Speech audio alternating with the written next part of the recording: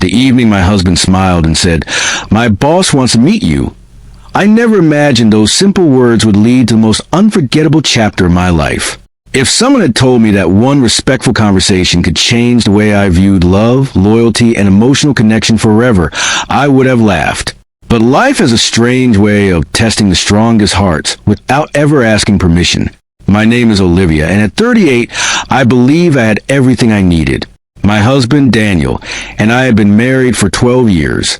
We weren't the dramatic kind of couple. There were no grand romantic gestures every week or expensive vacations around the world. Instead, our marriage was built on quiet mornings with coffee, late-night conversations, shared responsibilities, and the kind of trust that only time can create. Daniel worked as a senior architect for one of the largest design firms in the city. Recently, after years of dedication, he had finally earned a major promotion. To celebrate, his CEO, Alexander Hayes, invited the entire executive team and their spouses to his countryside estate for a private dinner.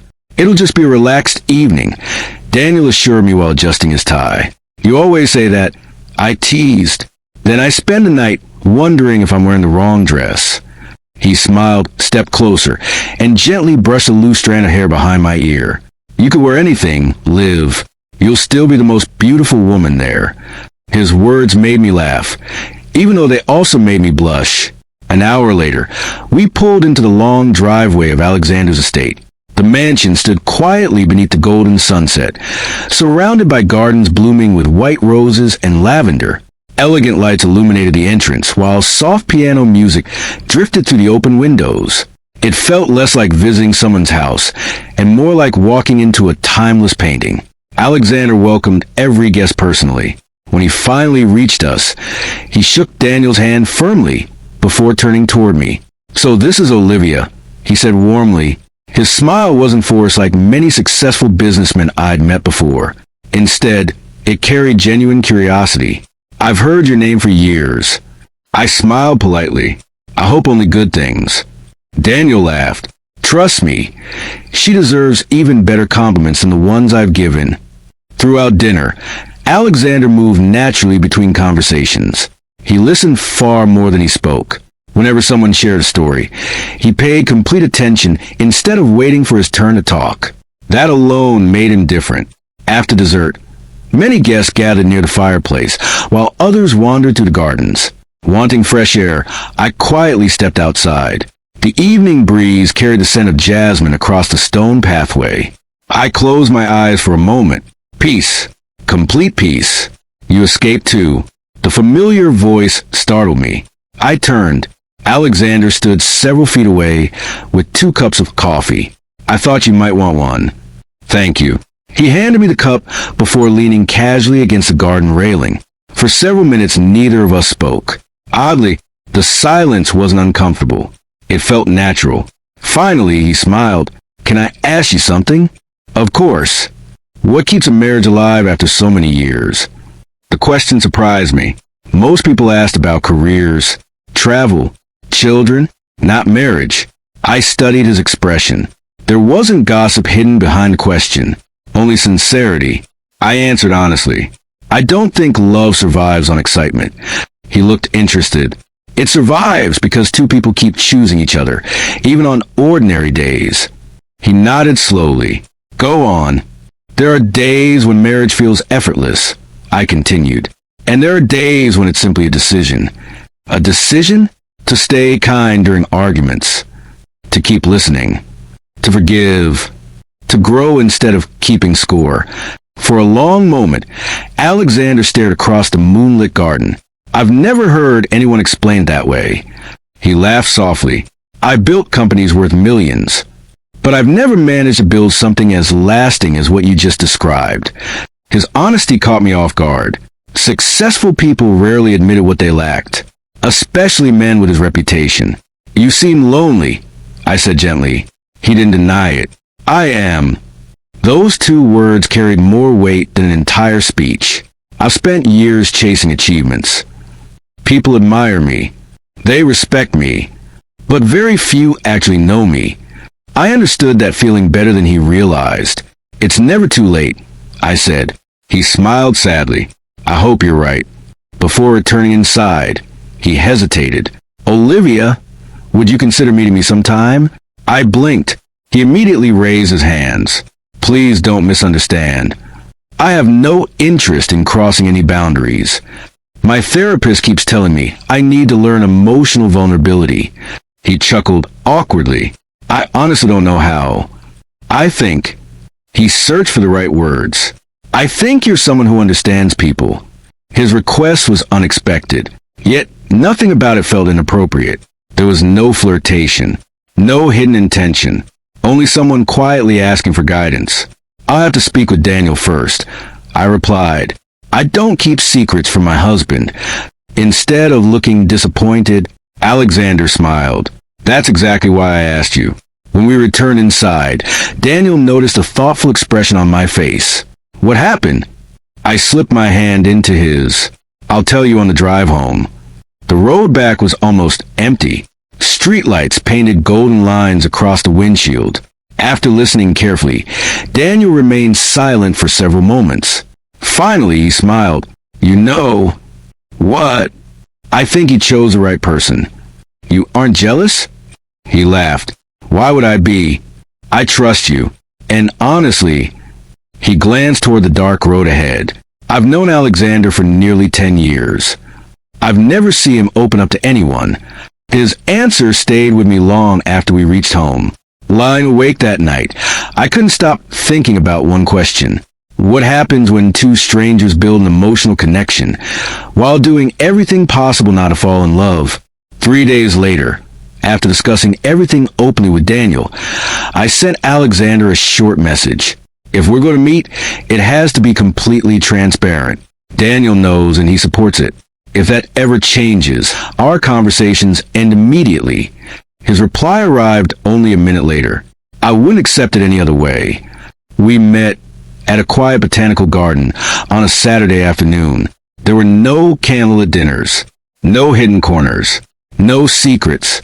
Just two people walking beneath rows of maple trees, while families laughed nearby. For nearly 2 hours, Alexander barely spoke about himself. Instead, he asked questions. What made you trust Daniel so deeply? When did you know he was the right man? How do couples survive disappointment? His curiosity wasn't romantic. It was almost educational, like someone trying to understand a language he'd never learned. Finally, he admitted something. My parents spent 30 years pretending to love each other. They never fought. They never laughed either. I promised myself I'd never live like that. But somewhere along the way, I stopped letting anyone get close enough. For the first time, I saw beyond the successful businessman everyone admired. I saw a frightened little boy who had grown into a lonely man. And somehow, that made perfect sense. Over the following weeks, our conversations continued. Sometimes at a cafe, sometimes during walks, sometimes over coffee in busy public places. Daniel always knew where I was. Sometimes he even joked, "So, how's Professor Olivia doing?" I'd laugh, "Your student is making progress." Alexander slowly changed. He started reconnecting with his younger sister after years of silence. He apologized to employees he'd once treated like machines. He even began taking weekends off for the first time in nearly 15 years. Everyone noticed the difference, including Daniel. "You've given him something money couldn't buy," he told me one evening. I smiled. I didn't. He simply decided to change. Then, everything became complicated. One rainy evening, Alexander asked if we could meet. His voice sounded unusually serious. When I arrived, he was already waiting beneath the cafe window, staring into the falling rain. Something was wrong. He barely touched his coffee. After several quiet minutes, he finally looked at me. I made a mistake. My heart tightened. "What happened?" He took a slow breath. I told myself these meetings were only about growth. They were. They truly were. But somewhere along the journey, his voice trembled. "I fell in love with you." The words hung silently between us, neither dramatic nor impulsive, simply honest. I closed my eyes for a moment, because deep inside, I already knew, not because he'd crossed any line, but because genuine emotional connection sometimes grows in ways no one expects. When I opened my eyes again, Alexander wasn't moving closer. He wasn't asking me to leave my husband. He wasn't asking for anything at all. Instead, he quietly said, "I don't expect you to feel the same. I only couldn't continue lying." I looked down at my hands before answering. "Alexander, I care about you. I truly do. You become one of the most important friends I've ever had." His expression softened. "But," I continued, "the deepest love of my life is waiting for me at home. My husband isn't simply the man I married. He's the man who trusted me enough to let this friendship exist. I won't betray that." A tear escaped Alexander's eye, not because I'd rejected him, but because he'd already known the answer. He smiled sadly. "I think this is exactly what real love looks like." I frowned. "What do you mean?" He laughed quietly. "It means wanting someone's happiness, even when it doesn't include you." That night we hugged goodbye. It wasn't passionate. It wasn't romantic. It was the embrace of two people grateful for everything they learned together. Before leaving, Alexander said one final sentence. "Thank you for teaching me that love isn't about possession." The following morning, he left the country for a 6-month leadership program in Europe. Before boarding his flight, he sent one last letter. "Dear Olivia, you helped me discover something I searched for my entire life. Not you, myself. Because of you, I finally understand that vulnerability isn't weakness. It's courage. Please tell Daniel he unknowingly gave me the greatest gift anyone ever has. He trusted kindness. And because of that, I became a better man. I hope one day I meet someone I can love the way he loves you. Until then, thank you, Alexander." I folded the letter carefully before placing it inside my desk drawer. That evening, Daniel found me sitting quietly on the porch. "You've been thinking about him." It wasn't a question. I nodded honestly. "I have." He wrapped a blanket around my shoulders before sitting beside me. "Do you regret helping him?" I looked toward the stars. "Not for a second." "And do you regret choosing me?" I turned toward my husband. Without speaking, I reached for his hand. Some answers don't need words. Almost a year later, we received an elegant wedding invitation. The groom's name made us both smile. Alexander Hayes. Inside the envelope was a handwritten note. "I found someone who reminds me that love begins with honesty. Thank you for showing me the way. Please come celebrate with us." Daniel looked at me and laughed. "I guess your student finally graduated." I laughed through happy tears. He always had the potential. As we danced together at Alexander's wedding months later, I realized something that would stay with me forever. The strongest relationships aren't the ones that never face temptation. They're the ones built on trust so deep that even life's unexpected emotions cannot break them. Real love isn't about holding on to every feeling that enters your heart. It's about choosing every single day the person who has already given theirs to you. And sometimes, the greatest act of love isn't falling for someone new. It's walking back home with absolute certainty that your heart never truly left. The end.